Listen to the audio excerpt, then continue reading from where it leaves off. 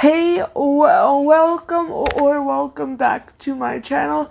If you are new here, then my name is Erica, and today I am going to be reacting to a video by Dhar Mann. If you don't know who Dhar Mann is, he's a YouTuber, and he makes videos that are, I guess, kind of like they have a moral at the end of them, and they're notorious for being very cheesy. But I don't want to just sit here and just poke fun at them. I think I want to point out more of how simplistic they are and how they simplify complex issues. And while that may be okay for like children, I think by putting out a 10-minute video to tackle serious issues such as ableism and fat phobia and other forms of bigotry that YouTube will not let me say without demonetizing me. I think if you're putting all that in a 10-minute video and you're trying to tie up all the loose ends and make a pretty little bow, I think you're doing a disservice to the real issues at hand. And well, we'll get into that once I start watching this. So the video I'm going to be watching is called Disabled Woman Shamed at Store. What happens next is shocking.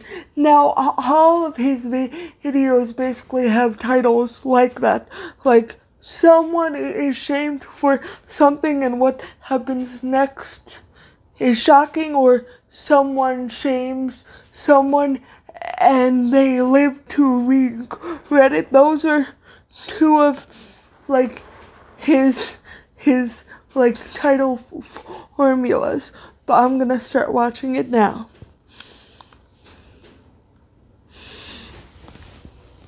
You know, I was in a wheelchair once for 2 weeks in high school, so I know what you're going through. Do you now? Yep. Oh no, here, let me get that for you. I got it. Oh wow, we love when the able-bodied lady says to the lady who uses a wheelchair, I was in a wheelchair for 2 weeks in high school, so I know how you feel. The amount of times I've gotten comments along those lines from people in my personal life, it's like, you have no idea. And it's like, being disabled is an identity. It's not just an experience, and I wish people would realize that. Hey, I have an idea. Let's take a photo together. For what? You know, to raise awareness on how you should treat people with disabilities. Actually, I'd rather not, and for the record... Got it. People on my Facebook page are going to love this. Wait. Okay, but why would you just take a selfie with a random disabled person to raise awareness on how people should treat people with disabilities? Like, I believe non-disabled people should advocate too, but also first of all, the fact that you're preying upon this random woman to do your good deed of the day and to virtue signal and make yourself feel better about yourself, it's like, don't do that. Oh, jeez. I thought you were going to hit me with that thing. My legs may not work, but I'm not blind. Okay, but the disabled lady retorting my legs may not work, but I'm not blind is not the flex she thinks it is. what if you're both, like, in a wheelchair and blind? Like, that, like, just because somebody's blind doesn't mean they go around, like, hitting people with stuff. Like, this disabled lady is also pretty ableist. And I'm getting ahead of myself because I did watch this video before I started recording. So I'm also basing my analysis of her ableist behavior based on me watching the entire video already. But let's continue.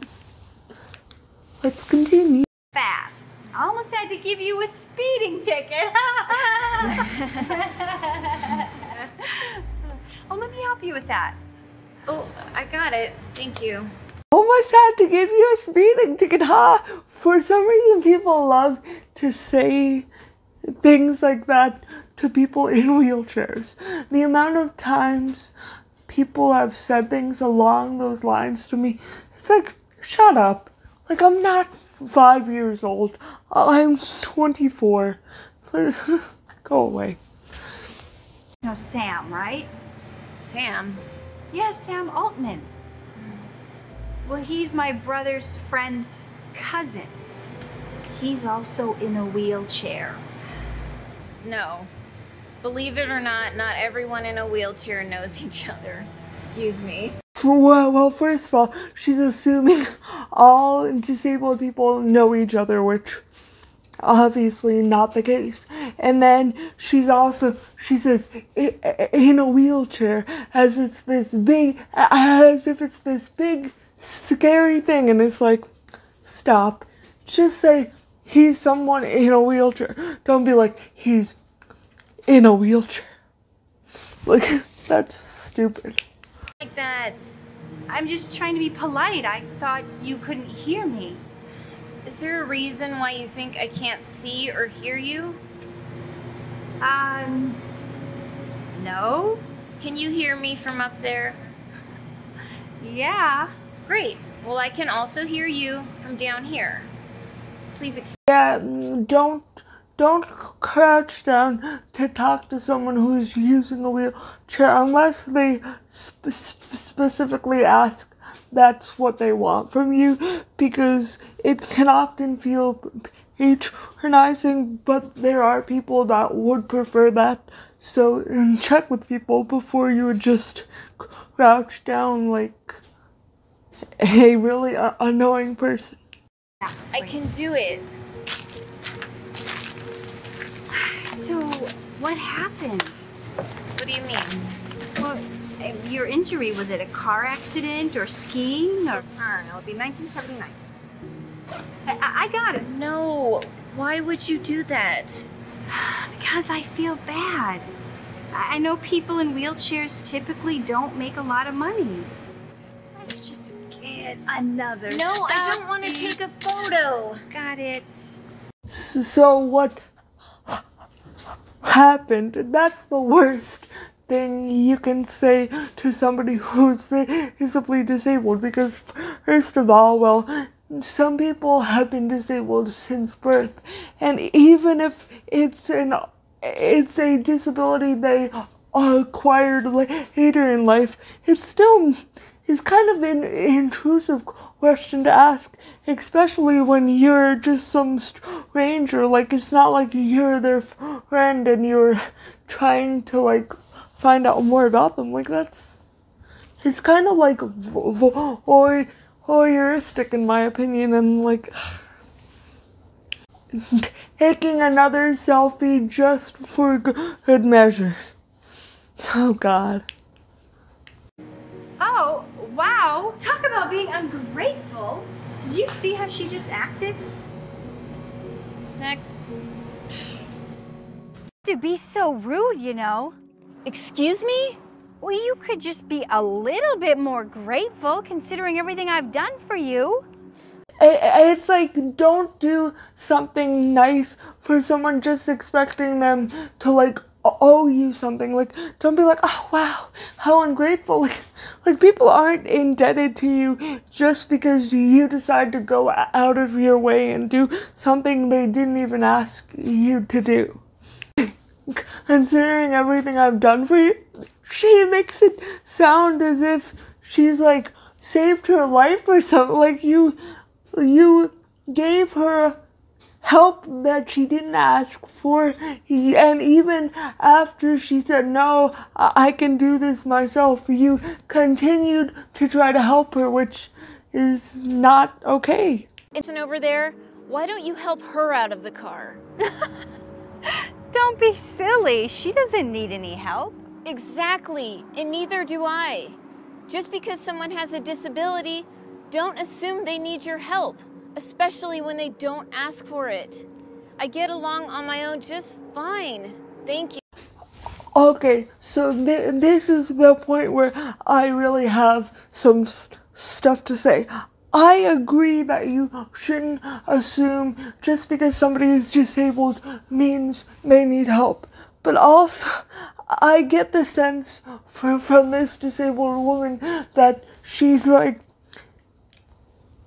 I'm gonna try to say this in a nice way, but there's this trope in the media called the super grip, and it's basically this hyper independent disabled person. So basically, they don't need help from anyone, and I think that's just as problematic as tropes like the helpless disabled person like Tiny Tim, because I don't think it makes you weak needing help, or it makes you less of a person. And I feel like this lady trying to be like, oh, I don't need anyone's help, it's not helpful.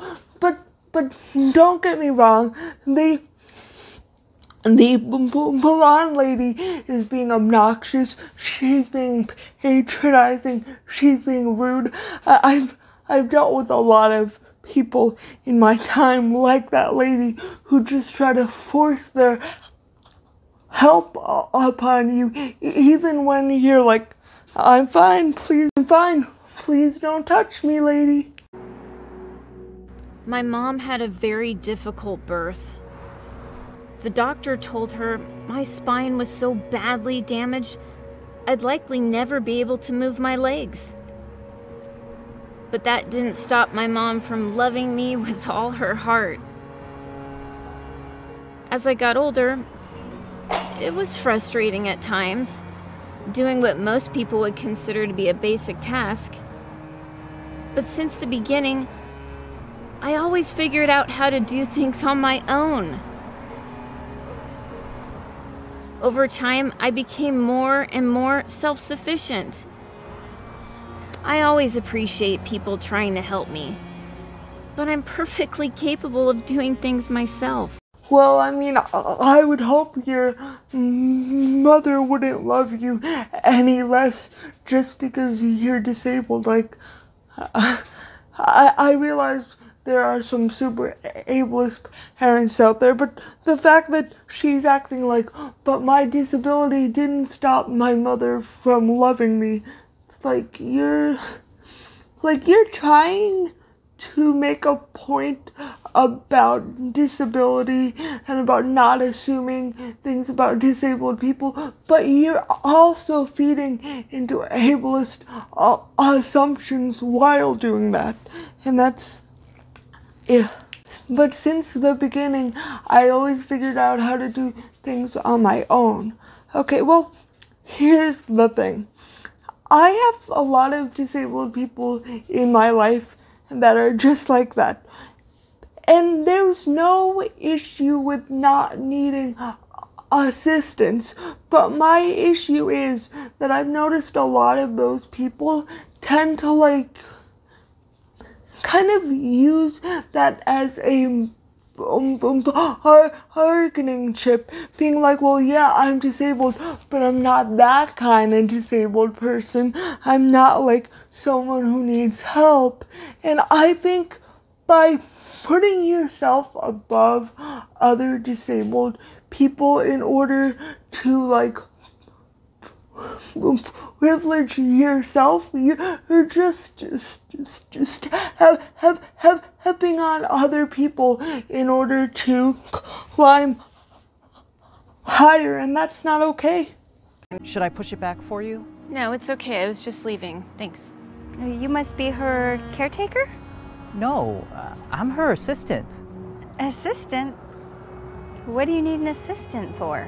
Well, contrary to what you said earlier about people in wheelchairs not making very much money, I actually own a business, and I do quite well for myself. Don't be fooled by her modesty. She has over 200 employees. And even though I could easily afford a caretaker, I don't need one. And it's extremely annoying when people do think anybody who's able-bodied or at least appears to be able-bodied around you is your like either caretaker or personal care assistant, because like disabled people can have actual friends, and in this case it's an employee of hers. But also there's no shame in needing a personal care assistant, and I wish they would drive that point home here. And yeah, while it sucks that people are assuming that because she's in a wheelchair she doesn't make much money, but I would like to point out here that she still has a lot of privilege, even though she is visibly disabled. She seems to have full use of her upper body. She's white, or at least white passing. She appears to be his gender, so she has a lot of privileges going for her, and many disabled people are stuck in poverty because in order to keep our like healthcare and stuff like that, we need to have under a certain amount of money in our bank account. So I get that it sucks that people are assuming she doesn't have a job and she doesn't make a lot of money, but also like the reality for disabled people in America, and I'm saying America because I live in America, so that's what I know, but also from what I understand, it's also pretty similar in a lot of other countries. I can't speak for every country, but I can speak for America, and a lot of disabled people are stuck in poverty, and a lot of disabled people are unemployed because of ableism, because the second we go for an interview, especially like for me, because my disability is highly visible in a way that this lady's disability is not. And what I mean by that is I'm not saying her disability is not visible, because it is, but also I have issues with my speech. It affects my movements. It affects all that.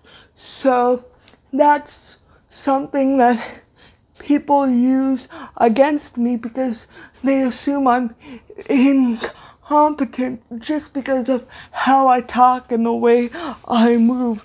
So I just wish she would address this, and she's not. Even disabled people that do need a caretaker, like, they can still live a fulfilling life. So her using this as this gotcha moment isn't great. Like, it's fine to say not all disabled people need this, so don't assume, but also, like, I feel like she's trying to be like, oh yeah, like, you're assuming this about me and this is a negative assumption, when I think the only reason it's a negative assumption is because this lady is trying to do things when she's continually saying no, like, no means no. If somebody says stop it, stop it. Like, consent isn't just something about like sex. YouTube forces me to say things like that, just so you know. But consent isn't just for that. It's also for other things like this. If you should ask someone before you take it upon yourself to help them, because it might not be the best. I guess I never should assume anyone with a disability needs any help. I am so sorry. It's okay. Thank you for paying for my groceries. Have a good day.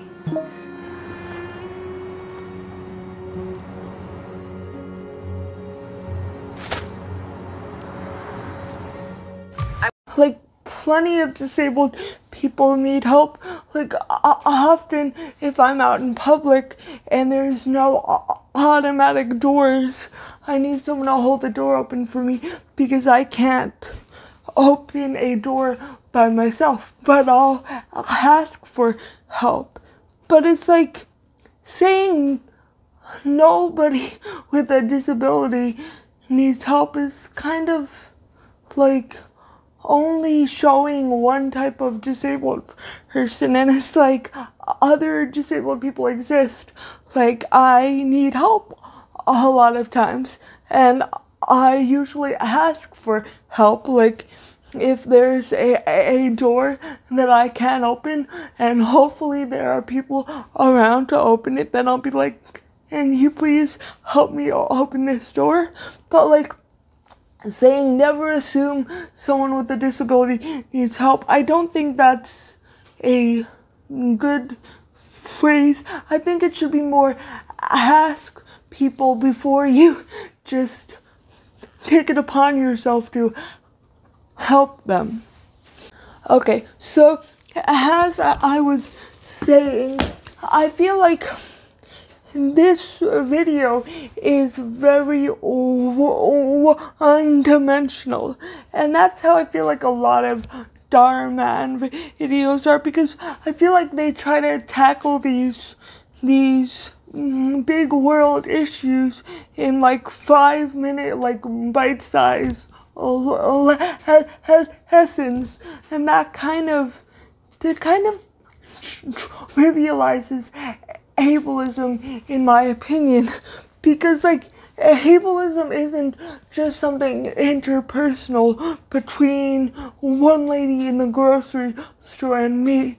It's something systemic, which means there are a bunch of systems that are ableist, and they indoctrinate individual people.